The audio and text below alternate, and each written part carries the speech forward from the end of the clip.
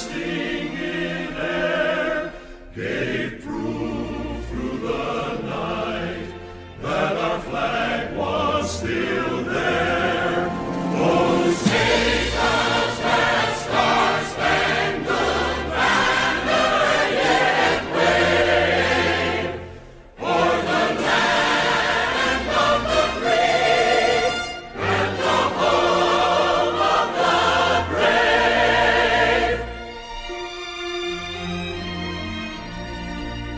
On the shore dimly seen through the mist of the deep, where the foe's haughty host in dread silence reposes. What is that which the breeze o'er the towering steep, as it fitfully blows, half conceals, half discloses? Now it catches the